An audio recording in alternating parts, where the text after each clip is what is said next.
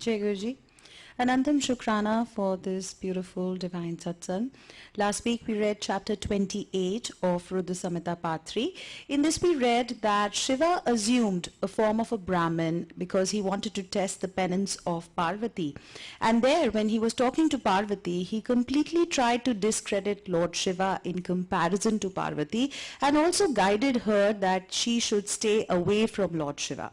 Now, hearing all this, Parvati became angry and she tried to explain the Brahmin at great length why Shiva, in proper perspective, why Shiva was the most supreme Lord in the universe. Now, she told this Brahmin that Shiva is, although he resorts to inauspicious things, yet everything becomes auspicious just by thinking of the Lord. He is the supreme Brahman who is without any attributes or any aberrations, and that the mere thought of Lord Shiva can fulfill all desires. After telling him all that, she also told him that she had indeed committed a sin by listening to all the things, because he censured Lord Shiva, and therefore she was committing a sin. So then she stopped talking and she started meditating upon Shiva. Now, before the Brahmin could speak again, Parvati then asked her maid Vijaya that they must go elsewhere, as this Brahmin would censure Lord Shiva again, and she did not want to be the part of that sin again. So as she tried to step ahead, the Brahmin manifested himself as Lord Shiva and clasped her hand, and Parvati looked at the handsome Lord in front of her, and she looked downwards, and then Lord Shiva addressed her. He told Parvati that he was completely subservient to Parvati in all aspects, and that he is her bridegroom and she will be his wife, and they must go back to his abode on the excellent mountain of Himalayas. Then Parvati rejoiced looking at Lord Shiva, and she forgot all the stress and distress she had suffered during the performance of the penance. And today we will read further, that is chapter 29, dialogue between Shiv and Shiva.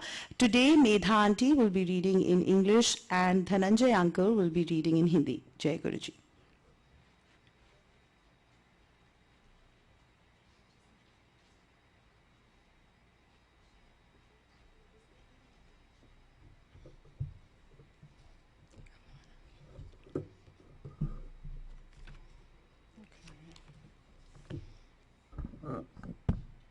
Jai Guruji, everyone.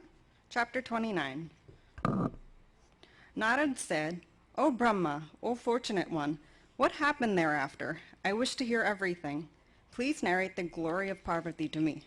Brahma said, "O celestial sage, let this be listened to. I shall resume the story joyfully, the story that quells all sins and increases devotion to Shiva. O Brahman, on hearing the words of Shiva, the great soul, and on seeing his pleasant form and features, Parvati was delighted much. The highly chaste lady, goddess Parvati, replied to the Lord standing near with great pleasure and face beaming with love. Parvati said, O Lord of gods, you are my husband. Has it been forgotten by you why you destroyed the sacrifice of Daksha, formerly with great tenacity? Listen, O Lord of gods, I am born of Mena for the achievement of the task of the gods, terrified to the quick by Taraka. O Lord of gods, if you are delighted, if you are sympathetic, O Lord, become my husband. O Lord, do as I say. With your permission, I am going to my father's abode. Let your pure great glory be made well known. O Lord, you will please go to Himavat, clever in divine sports, be the mendicant and beg of him, me as your alms. Spreading your glory in the world, you shall make everything about my father fruitful. Thus you start your householder's life. There is no doubt that my father with his kinsmen will accede to your request, as he has already been urged by the sages lovingly. Formerly, as Daksha's daughter, I was offered to you by my father, but the marriage rites were not duly performed then. The planets were not worshipped by my father. Therefore, a great defect occurred in our marriage in regard to the planets. Hence, O Lord, you will celebrate marriage in accordance with the rules for the fulfillment of the task of the gods. The customary procedures of the marriage shall certainly be followed. Let Himavat know that an auspicious penance has been performed well by his daughter." Brahma said, On hearing these words, Sadasiva was highly delighted. Laughingly and lovingly, he spoke to Parvati. Shiva said, "O great goddess, listen to my important statement. See that our marriage rites are performed in the proper manner without deficiency. O sweet-faced one, all the living beings, Brahmas and others, are non-eternal. O beautiful lady, know all these visible things to be perishable. Know that single beings assumed manifold forms. The attributeless took over the attributes. That which is self-luminous had other lights imposed on it. O gentle lady, I, the independent, have been made subservient by you. You alone are the great illusory power, the primordial nature that creates. This entire universe has been made of illusion. It is held by the Supreme Soul with his great intellect. It is united and enveloped by the gunas of the nature of pervading souls of meritorious deeds, akin to the nature of Supreme Soul. What are these planets? What are these sets of seasons? What are those other planets? O gentle lady, what is said by you, O fair-complexioned one? We, too, have created the universe in different attributes and actions for the sake of the devotees and with a disposition favorable to them. You are indeed the subtle primordial nature consisting of Rajas, Sattva, and Tamas. You are capable of perpetual activity. You are both possessed and devoid of attributes. O slender-waisted lady, of all living beings, I am the soul without aberration, without yearnings. I take up bodies at the requests and wishes of my devotees. O daughter of the mountain, I will not go up to Himavat, your father. I will not become a mendicant and beg of him for you. O Lord of mountains, even a weighty person endowed with great qualities, even a noble soul, is considered base immediately after uttering the words, "Please give me." O benevolent lady, after knowing this, what is it that you say is our duty? Gentle lady, do as you wish. Brahma said, thus addressed the great goddess, the chaste lady of lotus-like eyes, told Shiva with devotion, after bowing to him again and again. Parvati said, "You are the cosmic soul, and I am the cosmic nature. There is nothing to deliberate on this. We too are independent and subservient to the devotees. We too are both possessed and devoid of attributes.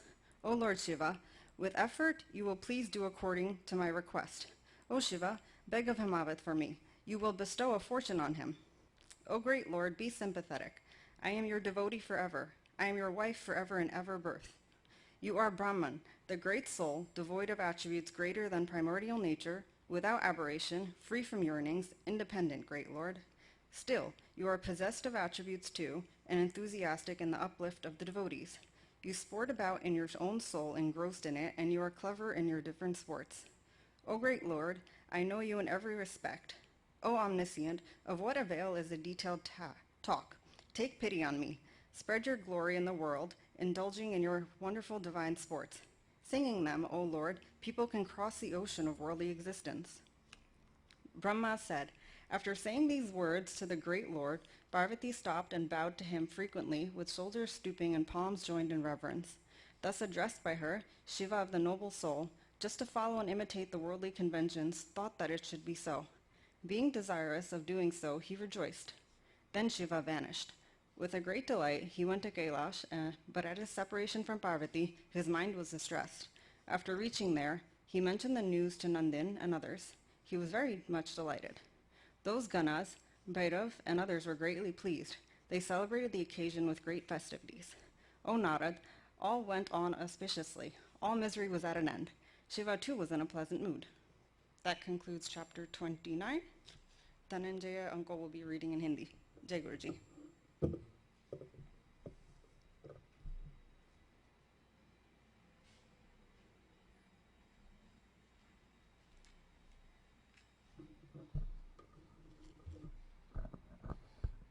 जय गुरु जी, शुक्राना गुरु जी for this सेवा। अध्याय 29, शिव और पार्वती की बातचीत, शिव का पार्वती के अनुरोध को स्वीकार करना। ब्रह्मा जी कहते हैं, नारद, परमात्मा हर की यह बात सुनकर और उनके आनंददायी रूप का दर्शन पाकर पार्वती को बड़ा हर्ष हुआ। उनका मुख प्रसन्नता से खिल उठा। वे बहुत सुख का अनुभव करने लगीं। फिर उन महासाध्वी शिवा ने अपने पास ही खड़े हुए भगवान शिव से कहा। पार्वती बोली, देवेश्वर, आप मेरे स्वामी हैं। प्रभु, पूर्व काल में आपने जिसके लिए हर्षपूर्वक दक्ष के यज्ञ का विनाश किया था, उसे क्यों भुला दिया था? वे ही आप हैं और वही मैं हूँ। देव देवेश्वर, इस समय मैं तारकासुर से दुख पाने वाले देवताओं के कार्य की सिद्धि के लिए रानी मीना के गर्भ से उत्पन्न हुई हूँ। देवेश, यदि आप प्रसन्न हैं और यदि मुझ पर कृपा करते हैं तो मेरे पति हो जाइए। ईशान, प्रभु, मेरी यह बात मान लीजिए। आपकी आज्ञा लेकर मैं पिता के घर जाती हूँ। अब आप अपने विवाह रूप परम उत्तम विशुद्ध यश को सर्वत्र विख्यात कीजिए। नाथ, प्रभु, आप तो लीला करने में कुशल हैं, अतः मेरे पिता हिमवान के पास चलिए और याचक बनकर उनसे मेरी याचना कीजिए। लोक में मेरे पिता के यश को फैलाते हुए आपको ऐसा ही करना चाहिए। इस तरह आप मेरे संपूर्ण गृहस्थ आश्रम को सफल बनाइए। जब आप प्रसन्नता पूर्वक ऋषियों से मेरे पिता को सब बातों की जानकारी कराएंगे, तब मेरे पिता अपने भाई बंधुओं के साथ आपकी आज्ञा का पालन करेंगे, इसमें संदेह नहीं है। जब मैं पहले प्रजापति दक्ष की कन्या थी और मेरे पिता ने आपके हाथ में मेरा हाथ दिया, उस समय आपने शास्त्रोक्त विधि से विवाह का कार्य पूरा नहीं किया।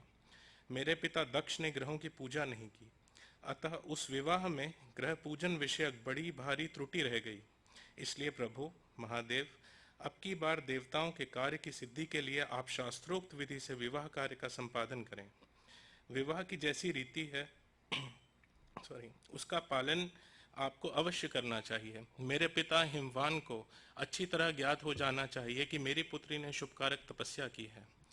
पार्वती की ऐसी बात सुनकर भगवान सदाशिव बड़े प्रसन्न हुए और उनसे हंसते हुए से प्रेम पूर्वक बोले। शिव ने कहा, देवी महेश्वरी, मेरी यह उत्तम बात सुनो।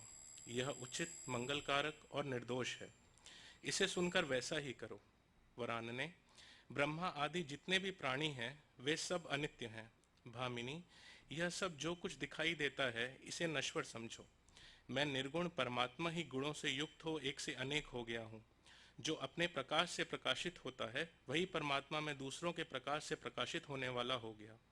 देवी, मैं स्वतंत्र हूँ, परंतु तुमने मुझे परतंत्र बना दिया।